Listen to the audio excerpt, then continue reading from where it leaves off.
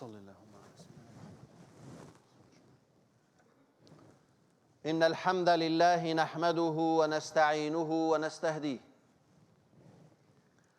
ونعوذ بالله من شرور أنفسنا ومن سيئات أعمالنا. من يهده الله فلا مضل له ومن يضلل فلن تجد له وليا مرشدا. وأشهد أن لا إله إلا الله وحده لا شريك له وأشهد أن محمدًا عبده ورسوله أرسله بالحق بشيرًا ونذيرًا وداعيًا إليه بإذنه وسراجًا منيرًا. بلغ الرسالة وأدى الأمانة وتركنا على المحجة البيضاء ليلها كنهارها لا يزيغ عنها إلا هالك. صلوات ربي وسلامه على الرحمة المهداة سيد ولد آدم محمد بن عبد الله صلى الله عليه وآله وصحبه وسلم تسليما كثيرا. ثم أما بعد، عباد الله،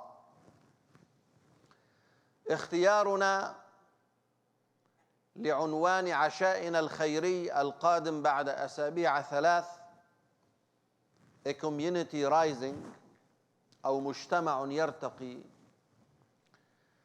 هو من رحم ما نعيشه نحن اليوم كمجتمع مسلم في بلد اغتراب.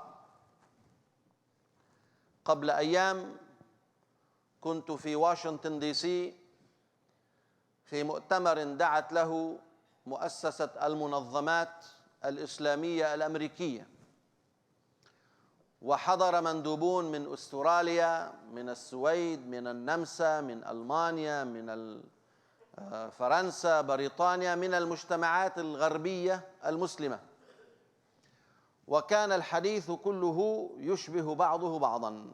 كلنا نعيش في نفس الأجواء المحتقنة عالميا في التعامل مع الإسلام والمسلمين. The reason we chose the title A Community Rising for our annual dinner is from the environment we are living in and the type of challenges that are facing us, and how can we pull ourselves up to face these challenges and to be up to the ability to handle these hardships and that which pleases Allah subhanahu wa ta'ala. And few days ago I was in DC for a conference that was called by the US Muslim organizations, in which they invited delegations from all communities living in the West, Muslim communities. So we had people coming from Eastern Europe, from Albania, from Macedonia, from Kosovo, from Bosnia. We have people coming from France, from UK, from Central and South America, from Australia, and everyone took the stage and spoke for a few minutes, and it seems it's the same type of challenges we are facing everywhere. That's why when we say a community rising, we need to think how to stand up to serve Allah subhanahu wa ta'ala, but yet to be able to work hard to secure the rights that are meant to be preserved in these constitutions that dictate the lives of people in such countries. Imagine هب أنك في كل يوم تخرج تتفقد السيارة. You check your car, the brakes, the fuel, the status of the car, enough oil, and then you check the tires, and then you check yourself, are you ready to drive? And then you check the road conditions, are there, is there any ice or the weather? And you drive, but you don't know where are you going. You cannot just live without a purpose in life. Every one of you, كل واحد منا مفروض أن يعرف هدفه في هذه الحياة والوسيلة التي تصل به إلى هذا الهدف. حديثي إليكم اليوم عن مسؤوليتنا كأسرة. I would like to talk to you today about the concept of family in relation to the purpose in life, what are we going to live for, and the conditions that are going to help us feed into that journey. Allah said it very clearly in the Quran. وَمَا خَلَقْتُ الْجِنَّ وَالْإِنسَ إِلَّا لِيَعْبُدُونَ. That the purpose behind the creation of ins and jinn is nothing but to worship Allah subhanahu wa ta'ala. So if it was an individual, if it was a family, if it was a community, if it was a nation, it is about serving Allah subhanahu wa ta'ala. Serving Allah in the wholesome understanding, في المفهوم الشامل, that getting a job is serving Allah, that raising a family is serving Allah, that coming to the masjid and praying is serving Allah, that playing with your children is serving Allah. All this is under the concept of لِيَعْبُدُونَ. ولكن دعونا نتحدث عن علاقة الأسرة بمنظومة العبادة. Let us try to make some link between how do I establish a family that will help me land in the concept of worshiping Allah subhanahu wa ta'ala. Let us start في أول شيء. النبي صلى الله عليه وسلم تحدث عن أمر مهم جدا في إنشاء الأسرة وهو النية. When you get married, and now many of you have children who are in the age of marriage, and you are looking for them, for arus or aris, you have to educate your children what is your purpose behind marriage. The Prophet ﷺ directed his advice to both males and females. من استطاع منكم الباءة فليتزوج. One who can able to get married, let him get married. And then he directed them how. يقول صلى الله عليه وسلم تنكح المرأة لأربع لمالها ولجمالها ولحسبها ولدينها فاظفر بذات الدين تربت يداك. بالمقابل وصى النبي صلى الله عليه وسلم البنات ويعني الآباء الذين هم مسؤولون عنهم. The Prophet also directed the parents and the females when they want to land on a choice. إذا جاءكم من ترضون دينه وخلقه فزوجوه. If you have someone that you accept his religion and his manners, go ahead and give him the yes, give him the okay. In both ways, he mentioned religion, sallallahu alaihi wasallam, and akhlaq or ethics goes under that. Why the concept religion? Because that's where the liability lies. ما معنى الدين؟ ما تدين الله به، كيف أنت تتعامل مع نظرتك للحياة، مفهومك للحياة. When you are to choose not because of the looks, not because of the money, not because of the family, not because of certain things, you look at the deen, it means how do people conduct themselves and their understanding of their religion in life. Because someone who understands his responsibility toward Allah, most likely he will be honorable when dealing with his family, if it was the wife or if it was the husband. So with this in mind, علموا أولادكم أنهم إذا أرادوا أن يتزوجوا أن ينشئوا نية العبادة لله سبحانه وتعالى. People must initiate the intention of worshiping Allah when they want and go and choose for someone to be their spouses. ليست مسألة وقت. They are in an age, it's time for them to get married. Or now he finished high school, or he finished college, or he finished work, or this. It's about, is he ready to serve Allah with a partner next to him or next to her? We need to educate them about this is a place to invest, because marriage is part of religion. من تزوج فقد استكمل نصف دينه. The Prophet ﷺ said, one who gets married, he has fulfilled half of his religion, meaning it introduced to the concept of taking responsibility and taking liability and caring for the people that will be with you or under you. With this, we understand that maratib al-zawaj nafsha, the levels of relationship, if you intend that, a tip or an advice, هناك أناس ينظرون إلى الزواج بعلاقة جسدية. There are people who look at marriage just in a physical way.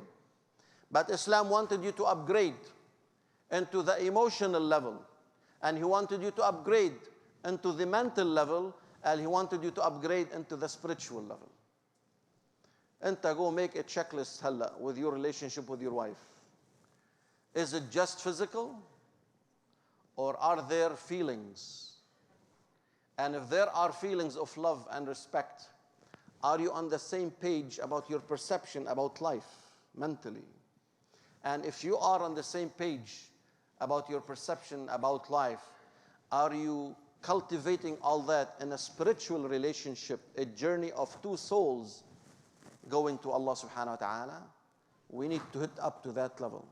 Unfortunately, كما نعلم الكثير من النساء صابرات في بيوتهن حقوقهن مهضومة وليس لهن من علاقات البيوت إلا أنه بدها تسرع أولادها وجالسة في البيت. Unfortunately, there are unfortunately many cases that many women are just staying in these relationships because of the family. They don't want to be divorced. They don't want to let go of the kids. Many of the men are also not investing in the quality of relationship. ما في عواطف, ما في, showing up the love, caring for the woman. He will have the biggest smile for a female business partner or customer. MashaAllah, he will donate his smiles and he will choose his perfect words. And when he comes home, he doesn't have much for that. And there are some women on the other side, MashaAllah, she can be the well-dressed for any hafla for the people outside, but for her husband, she doesn't find anything to wear, something interesting. Simple things that reflect sometimes mentalities. If we want to serve Allah and the concept of ibadah, it starts with these simple things. If you're looking at marriage as a way to invest with Allah, if you want to rise as a community, it has to be shown in these areas of simple things that are happening in the marriage. الزواج يعلم المسؤولية يا أيها الناس يا أيها الذين آمنوا قوا أنفسكم وأهليكم نارا.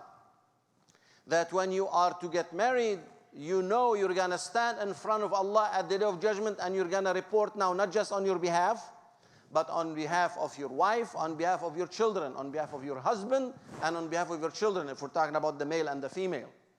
When the Quran teaches us this concept of you are in the business of caring for them. أَلَا فَكُلُّكُمْ رَاعٍ, the Prophet says, sallallahu alaihi wasallam. Every one of you is someone responsible. وَكُلُّ رَاعٍ مَسْئُولٌ عَنْ رَعِيَّتِهِ. You will report to Allah. سوف تقف, you will stand, and you will be asked, did you do your duty toward your husband, toward your wife, toward your kids? There will be people grabbing you in the neck at the day of judgment. You failed me in this, you failed me in that. So this marriage is a training daily course of how to teach yourself to be able to maintain this concept of liability. It's all coming from the whole idea of you being on earth. وَمَا خَلَقْتُ الْجِنَّ وَالْإِنسَ إِلَّا لِيَعْبُدُونَ, to worship Allah. It's all coming from this taklif of al-amana, إِنَّ عَرَضْنَا الْأَمَانَةَ, that we brought the concept of trust, the liability to know the truth.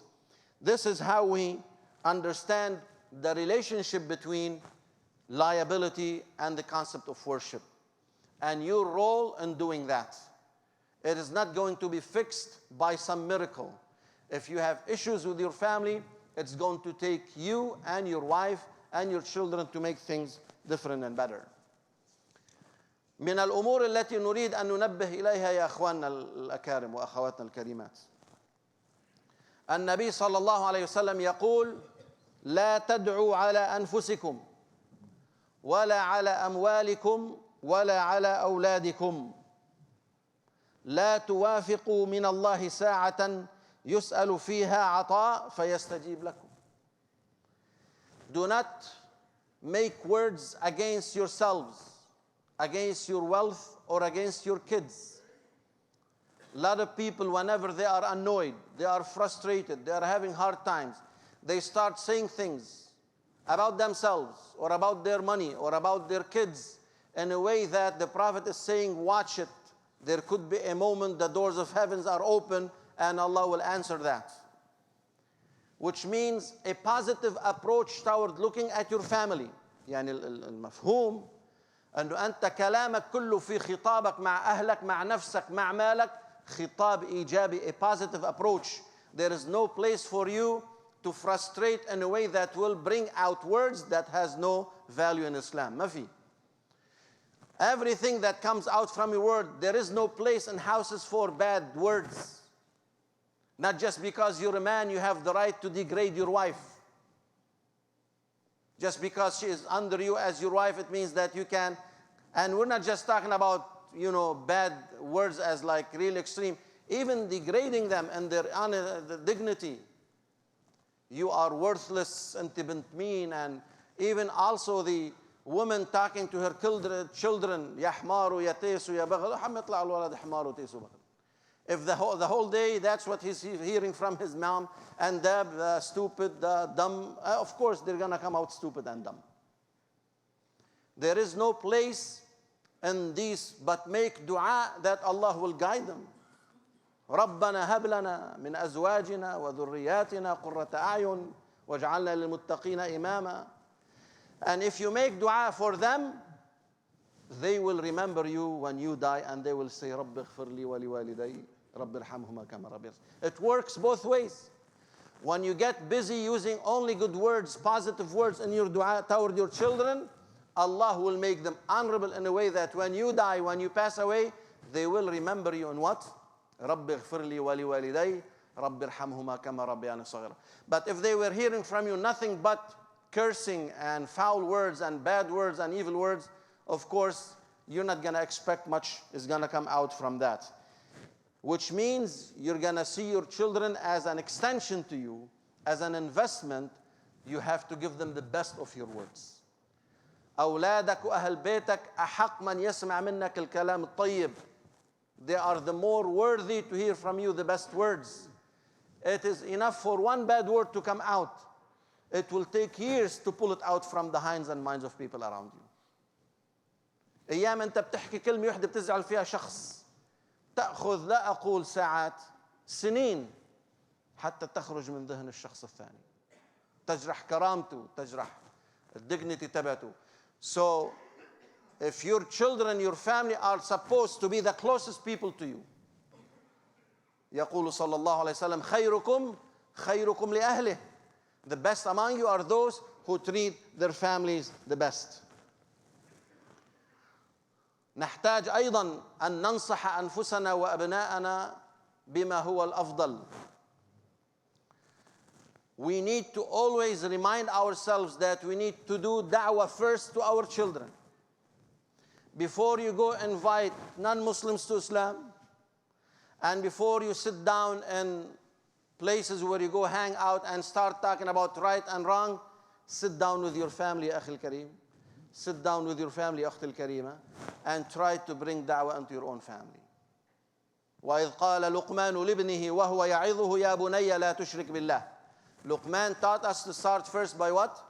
By his son, the Prophet ﷺ. The first people that embraced Islam were his family members.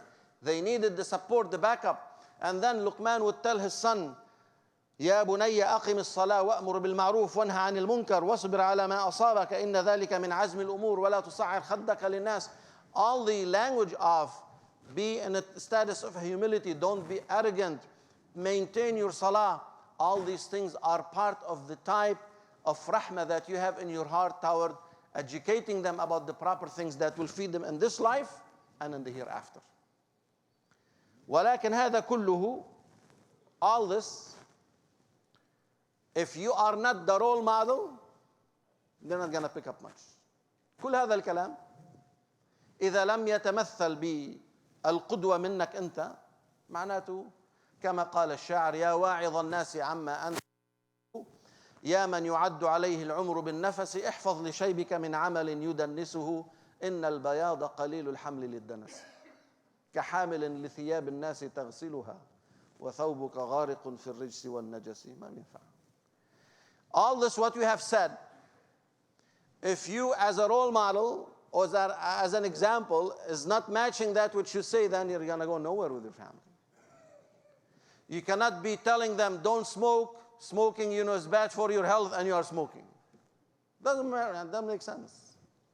You cannot tell them go to the masjid, there is some good lecture over there, and you barely go to the masjid.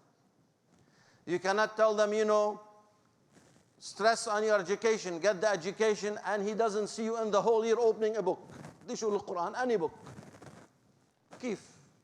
And how can you expect your child to get the A's and be the most smart in the school, and he doesn't see his dad or his mom opening a book ever, unless it's like some jokes books or something that has only pictures in it. This is the reality. How can you teach him the honor of time and keeping up, and your time is being spent on watching TV and going for entertainment things left and right without giving value to the things that you want to inherit it to them? In the Quran, we were taught that the reason these children were preserved, وَكَانَ أَبُوهُمَا صَالِحًا, that the reason, with the story between Musa and Al-Khadir, of how Allah preserved these children, that in honor of their parents, because they were among the Salihin, Allah wanted to protect the offsprings. So when you do your homework with your family, it will come into you. الإنسان يأخذ من طبع أبيه وأمه. You inherit to them that which makes the best of what qualities you want to inherit to them. أقول قولي هذا واستغفر الله لي ولكم فاستغفروه يا فوز المستغفرين.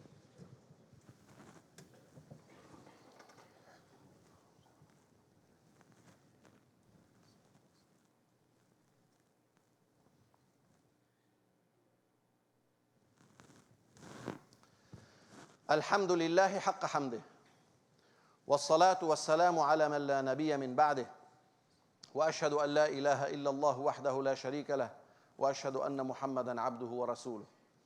إذا تقربوا يا أخواننا في ناس واقفة بالخلف, if there's a space just step forward بارك الله فيكم, والأخوة بالخلف ممكن تطلعوا لفوق إن شاء الله تعالى. When talking about family and how to raise kids and how to bring a community rising up, there are so many points. One of the major points is to teach your kids to connect with the matters around you. أن تعيش ضمن المجتمع الذي أنت فيه وضمن منظومة الأخوة الإسلامية العالمية.